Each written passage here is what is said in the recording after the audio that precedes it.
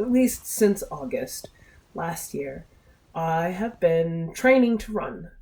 Um, when I was little, I was a part of a group at Callahale Elementary School called the Roadrunners, and that was the first time I ever learned that I suck at running. Like, I'm really bad at it. Um, and clip to 30 years later, and my daughter came home in a bit of a huff, um, maybe like a year or two ago. And she says to me, she's so sad because she came not last, but near as damn it, in the school's cross country race. But it wasn't just that she came last, it's that her best friend came first in all of the girls. Like, she was the fastest runner of all of the girls in her school. And my daughter is just feeling like crap. Like, she's feeling jealous. She's feeling bad for feeling jealous. And she wants to be faster. And I'm forced to basically confess to her, sweetie, neither of your parents have maybe ever run ever, and at least not since they were children. I sit there and I journal it first thing in the morning because I'm still going through the artist's way. And I'm doing my morning pages and my artist dates, and I'm keeping them up. I even finished book one of The Artist's Way, and I'm on to the second book in the series, Walking in This World, which, good timing. Because I'm not walking in this world anymore, I'm jogging in this world. Um, and another friend of mine had actually been hassling me to join the Wellington Marathon Runners, a New Zealand group of runners who train for marathons. And I'm like, how bad could it be? I'm a grown up now. I hike mountains. I'm not a fast runner, but I do a lot of walking. I clock in regularly at like 20,000 steps when I'm going through an active season. And to say that I suck at running is generous, because that implies that what I do counts as running. At least when I first started. That would be a kind thing to say to me. I'd be like, "Oh wow, you think I suck at running? You'd still call this running?" It is an understatement. I don't just suck at it, I massively suck at it. Um and I have carried that sense of being bad at running since I was really, really little. But, my friend, he's just this lovely guy who had also lost a lot of weight, and he swore up and down the street. He was just like, look, I know it's hard when you start, especially if you're a little bit bigger bodied, but just keep it up. Like, it was painful for me when I started too. So I go every Sunday. I have to wake up at 6 a.m. and he has to drive all the way out to my, suburban, zone in order to take me into town. And we go running for 2 hours every Sunday from about 8 a.m. To 10 a.m. And the entire time, I'd love to be able to say that, I'm keeping up with them at all. I can't. I refuse to ask them. I'm like, please go ahead of me. I am so slow. I am just barely in front of the walkers as I run. And just barely at that. Like, I am so slow at running that the walkers, the fastest walkers are, pacing me. So, that's all to say that this has been the shape of my life, and in the last little while. I have learned that there are some ways in which I am comically underpowered. So for the first few months of training, I am getting worse at running. But I can happily say, in the last few months of training, I've managed to run my first marathon. It was about 3 weeks ago, and I did the whole 40 kilometers. It took me 6 and a bit hours, and I know that's extremely slow, but I'm really proud of myself. Um, I finally understood the meaning, like the breakthrough there was the iron supplement, which meant that I could train correctly. But the second level was I finally understood all of the YouTube videos about pace and going slowly and finding what sustainability is for you and having to ignore people who are faster than you.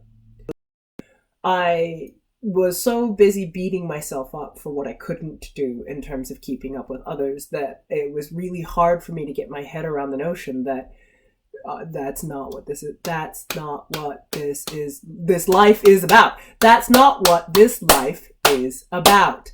It's not about keeping up with others. It's about figuring out your own pace and just doing a good job at that. So, and the ironic thing, I'm sure you even guessed the moral of the story is, the minute I found my own pace, the minute I ran that marathon and I'm running it and you think, well, would you get bored? I'm like, if you are getting bored during a marathon, that's because you're really, really good at running and I am not.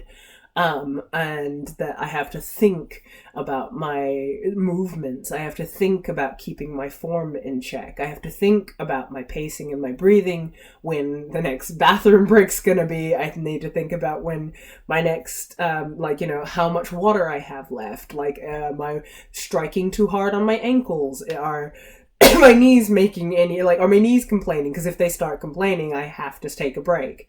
Is my back hurting, and things like that, and is my form correct, am I where should I strike on my foot, of which no one can tell me a correct answer for that. So I finally get the understanding during that run that I'm trying to go fast. Fast is not how you run a marathon. You don't run fast. You find the pace that is sustainable for you, and then even if people are just streaming past you like beautiful unicorns, you just have to stay at that pace through that marathon. And that what you need to do then is to continue to do marathons and continue to train for marathons, and what you'll find is that it is not giving up that allows you to compete with them. As I learned to pace myself in running, I finally managed to run my first marathon. And as I learned to run my first marathon, I understand some of the hiccups in my mentality around challenges. Around pace, around recovery, around rest periods, around making sure that I have the right kind of shoes, the right kind of pants, that I have support groups, and that I have people who will help teach me. And I realize that I am excited to apply all of those teachings from marathon training to myself as an artist again. That I'm going to establish a pace. That pace may not be impressive or even enough, but it will be the pace that I can sustain. That I will think in terms of recovery periods and what I'm building towards. That I will, and that I'm very excited about that. Because I can imagine a lot of translation.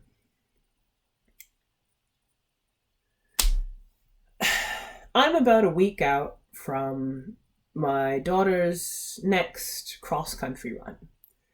Because I started running and training marathon, she started running regularly. And I am excited and optimistic about how she's going to do in this upcoming cross-country race.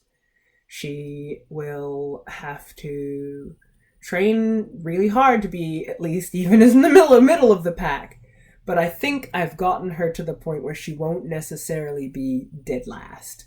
And if that's nothing, then that's a start. And she'll have, I think, another 2 cross-country runs before she, leaves that particular school. And I think that in that time we should be able to get her out of the end of the pack.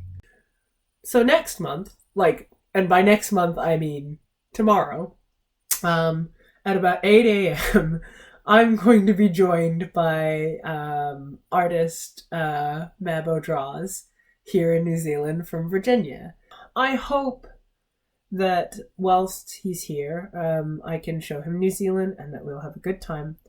But that the selfish hope is that I would love to shadow this artist who is managing to be what I am to a certain extent, but bring that into the 2024 and actually manage to be an active day-to-day artist.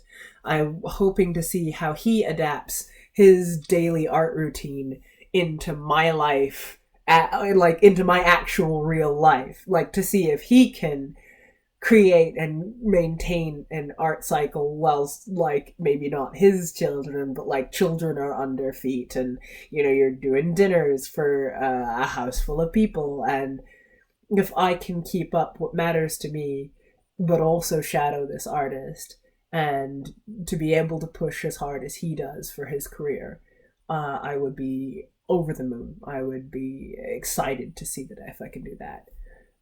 So those are my goals for May. It'll also be his birthday in May, and so I'll have the opportunity to show him around New Zealand as a birthday present. And I'm hoping that between that and trying to figure out how to integrate his work schedule into my life, that I can see how far I can go. I have fans who have been my fans committedly, though usually most of them, we all just, if you're wondering, oh, but I don't see you active in it, I was it's because we all live on my Discord. We're all just having, a sexy hot tub party in my Discord 90% of the time, and I'm too busy in my room being a princess about it. But I do occasionally check in and be like, hey everyone, some stuff. My point is that, all of this marathon training has been extremely fun, really good for me. I'm looking forward to Mabo Draws being here.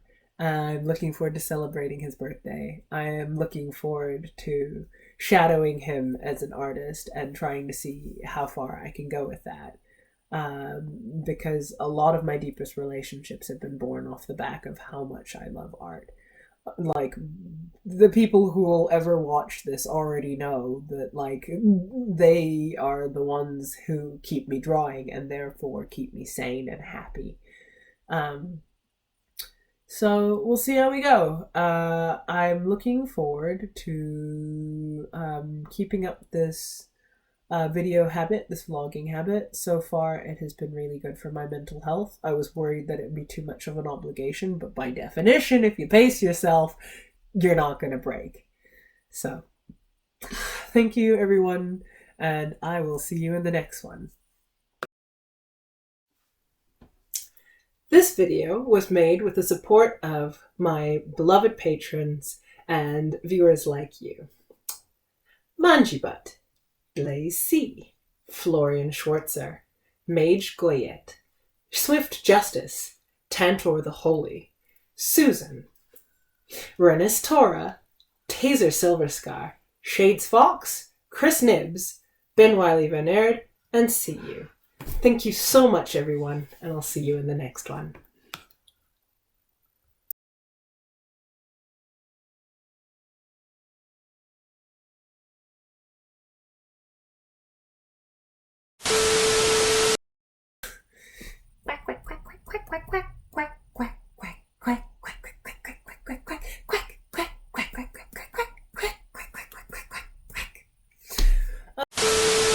Legs. I have gorgeous, gorgeous, gorgeous legs. Oh, yes.